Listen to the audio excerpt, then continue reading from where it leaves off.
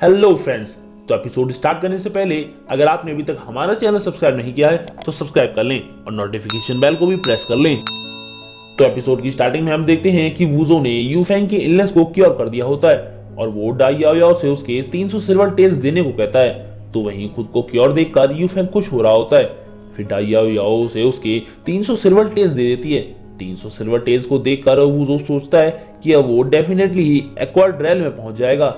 300 silver tales को देखकर यूफेंग को बहुत गुस्सा आता है क्योंकि वो वूजो को एक अमेजिंग डॉक्टर समझ रहा था और वो डाई याओ पर भी गुस्सा करता है, जिस पर डाई याओ अपनी पावर रिलीज करते हुए पूछती है कि क्या तुम रिग्रेट कर रहे हो। इस पर वो घबरा जाता है और कहने लगता है कि मैं रिग्रेट नहीं कर रहा था, मैं तो बस खुद से ही ऐसे ही बड़बड़ा रहा था। उन दोनों को बातें करता देख वूजो सोचता है कि अब इनकी इलनेस क्योर हो चुकी है, मुझे रुपए भी मिल चुके हैं, इसलिए मुझे अब चलना चाहिए। तो वहीं वूजो को देखकर यूफेंग सोचने लगता है कि अगर वो वूजो के मिडिल मैन का काम करने लगे तो वो काफी सारा पैसा कमा सकता है। तभी हम देखते हैं कि डाई याओ उसके कंधे पर हाथ रखते हुए कहती है कि तुम उस पर अपनी नजर मत डालो, वो सिर्फ मेरा है। नेक्स्ट सीन अगले दिन सुबह सुबह रेस्टोरेंट का होता है जहाँ ये तीनों बैठे हुए होते हैं और ब्रेकफास्ट कर रहे होते हैं। तभी डाई याओ वूजो से कहती है कि टूर्नामेंट स्टार्ट होने वाला है, क्या तुम वहां नहीं जाओगे। इस पर वो सोचता है कि लीना सिटी में उसकी रेपुटेशन के मुताबिक आधे से ज्यादा लोग तो उसके मरने पर ही बैठ लगाएंगे, क्योंकि उन लोगों के मुताबिक तो वूजो वीक है ना। इसी के साथ वूजो और यूफेंग चीयर्स करते हैं और टूर्नामेंट में आखिर में एंटर करने का डिसाइड करते हैं। इस पर डाई याओ सोचने लगती है कि नशे में सारे मर्द घमंडी और दिखावटी बन जाते हैं। नेक्स्ट सीन में हम टूर्नामेंट साइड पर जी, क्वीन ली और माओ फैमिली के क्लैंस को देख पाते हैं। तभी एक आदमी दूसरे आदमी को मारता है और उसे हरा देता है और उस टकले का नाम जी पिंगचेंग होता है। इसी के साथ जी क्लैन एक और राउंड विन कर लेता है और जी पिंगचेंग वहां खड़े सभी लोगों को जी क्लैन से फाइट करने के लिए चैलेंज करता है। ये सुनकर लोग बातें करने लगते हैं कि जी क्लैन बहुत स्ट्रांग और इनविंसिबल है और उसके सामने कोई भी नहीं टिक सकता है। तो वहीं क्वीन फैमिली जी क्लैन से अभी तक 5 राउंड हार चुकी होती है। ये देखकर क्वीन जीली बहुत परेशान हो जाते हैं क्योंकि टूर्नामेंट के रूल्स के मुताबिक हारने वाले क्लैन को अपने बिजनेस का एक हिस्सा दूसरे क्लैन को देना होता है और अगर वो नेक्स्ट राउंड भी हार जाते हैं तो वो अपने वेस्ट सिटी के पूरे बिजनेस को हार जाएंगे। इस पर क्विंग मो खुद लास्ट राउंड के लिए जाने लगती है तो उसके फादर उसे रोकते हुए कहते हैं कि भले ही तुम्हारी स्ट्रेंथ वाइटल एनर्जी के पीक पर है और तुम मार्शल आर्ट को भी अच्छे से प्रैक्टिस करती हो, बट तुम इन लोगों के सामने फाइट में नहीं टिक पाओगी। तभी क्वीन जीली के पास जी ग्वांगपिंग आता है और उसके और वूजो की बैट के बारे में बताता है जो उन्होंने 1 साल पहले लगाई होती है और कहता है कि अगर वो इस टूर्नामेंट में अपना रैंक अप नहीं करता है तो वो मुझे जी क्लैन की जागीर देगा और उसके ना आने पर जी ग्वांगपिंग खुद विनर बन रहा होता है, इसीलिए वो वूजो के बिहाफ पर उनसे प्राइज देने को कहता है। ये सुनकर क्वीन जीली को बहुत गुस्सा आता है क्योंकि वूजो हमेशा ही उनके लिए ट्रबल्स क्रिएट करता है। तभी वहां पर वूजो आ जाता है और ग्वांगपिंग से कहता है कि तुम्हें इस बैट को फाइनलाइज करने की कुछ ज्यादा ही जल्दी है। तो वूजो को वहां देखकर ग्वांगपिंग शॉक हो जाता है क्योंकि उसे लग रहा था कि उसके किलर्स ने वूजो को किल कर दिया होगा। फिर वो वूजो से कहता है कि तुम यहाँ इस तरह आ गए, लगता है तुम्हें बहुत जल्दी है मरने की। तो वहीं वूजो बताता है कि वो अकेला नहीं आया है, वो अपने साथ एक गिफ्ट लेकर आया है और उसके चुटकी बजाते ही कॉफिन डांसर्स कॉफिन लिए हुए डांस करते हुए वहां आ जाते हैं और वूजो कहता है कि जब कॉफिन डांसर्स स्माइल करते हैं तो किसी की डेथ को प्रिडिक्ट करना इजी हो जाता है और एक बार जब कॉफिन उठता है तो सब कुछ खत्म हो जाता है। और वो खुश होते हुए ग्वांगपिंग से कहता है कि हमारी फैमिली की प्रोफेशनल बाइंग टीम यहाँ तुम्हारी लास्ट जर्नी में तुम्हें कंपनी देने के लिए आई है। ये सुनकर ग्वांगपिंग को जोर का शौक लगता है तो वहीं वूजो को इतना चेंज देखकर क्विंग मो बहुत खुश होती है और वहां खड़े लोग भी ग्वांगपिंग का मजाक उड़ाने लगते हैं।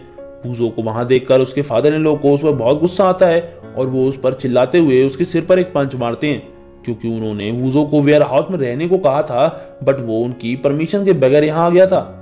इस पर वूजो रोते हुए कहता है कि मैं यहाँ आपका साथ देने के लिए आया हूँ। इस पर वो उसका कॉलर पकड़कर उससे कहते हैं कि जी क्लैन पहले ही तुम्हें मारना चाहता है और तुम यहाँ आकर उसका काम आसान बना रहे हो। इस पर वो उनका हाथ पकड़ते हुए उसकी फिक्र न करने को कहता है और वो जंप मारते हुए अरीना में चला जाता है और अपना ऑरा रिलीज करता है जिससे ग्वांगपिंग के मुंह से ब्लड आ जाता है जिसे पिंगचेंग संभालता है। तो वहीं वूजो को इतना उतावला देख क्विंग मो को उसकी फिक्र होती है। इधर हम वूजो को देखते हैं जो वहां खड़े लोगों को फाइट के लिए चैलेंज कर रहा होता है और इस फाइट को जल्दी खत्म करने को कहता है क्योंकि वो वापस जाकर सोना चाहता था।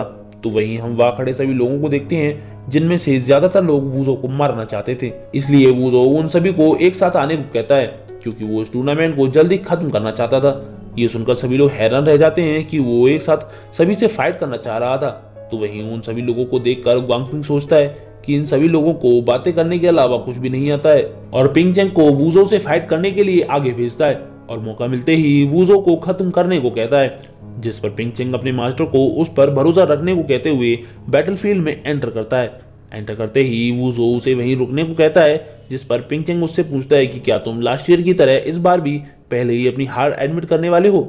इस पर वो मना करते हुए कहता है कि बैट के मुताबिक मेरे हारने पर मैं तुम्हें अपने क्लैन की जायदाद दूंगा, बट अगर मैं जीतता हूं तो मुझे क्या मिलेगा। इस पर पिंग चेंग कहता है कि मैंने एक ही हाथ से 10 लोगों को हराया है और तुम्हें यह लगता है कि तुम्हारे जीतने का कोई चांस है, और कहता है कि इससे कोई फर्क नहीं पड़ता है, बट ये एक बैट है और इसमें फेयरनेस होनी ही चाहिए।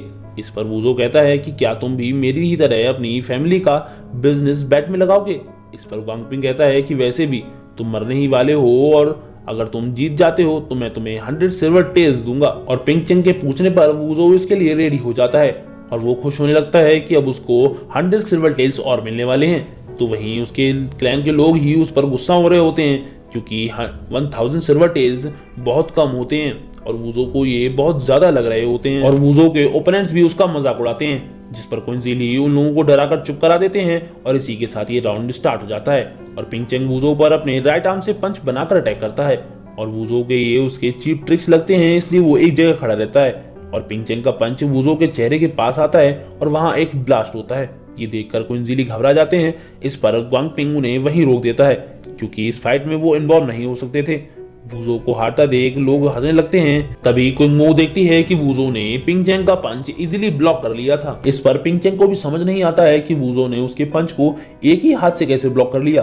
तो वहीं क्विंग मो का ब्रदर क्विन यूनजी उससे पूछता है कि क्या वाकई में वूजो ने उसके पंच को ब्लॉक कर लिया, क्योंकि उसे बिलीव नहीं हो रहा होता है कि वूजो कुछ टाइम पहले ही रेल्म के फर्स्ट लेवल पर था और वो अचानक इतना पावरफुल हो गया है। इधर क्विंजीली भी ग्वांग पिंग और पिंग चेंग का मजाक उड़ाते हैं। इस पर ग्वांग पिंग पिंग चेंग से चिल्लाकर वूजो को मारने के लिए कहता है। तभी वूजो पिंग चेंग को पीछे की तरफ धकेल लेता है, जिस पर पिंग चेंग खुद को गिरने से संभालता है और उसका मजाक उड़ाने के लिए उस पर चिल्लाते हुए अपनी फुल पोटेंशियल का यूज करते हुए वूजो की तरफ आगे बढ़ता है और उन दोनों के बीच एक इंटेंस फाइट स्टार्ट हो जाती है और ये फाइट लगातार ऐसे ही 1 घंटे तक चलती रहती है और वूजो को पिंग चेंग को कड़ी टक्कर देता देख लोग घबराने लगते हैं क्योंकि उन लोगों ने वूजो का बहुत मजाक उड़ाया होता है और उन लोगों ने वूजो को परेशान भी किया होता है। इधर पिंग चेंग फिर से वूजो पर अटैक करता है, जिस पर वूजो भी इस फाइट को खत्म करने के लिए अपने पंच में एनर्जी इकट्ठी करने लगता है और इसी के साथ हमारा आज का यह एपिसोड यहीं खत्म होता है। वीडियो पसंद आई हो तो लाइक शेयर और कमेंट करना ना भूलें। Thanks for watching.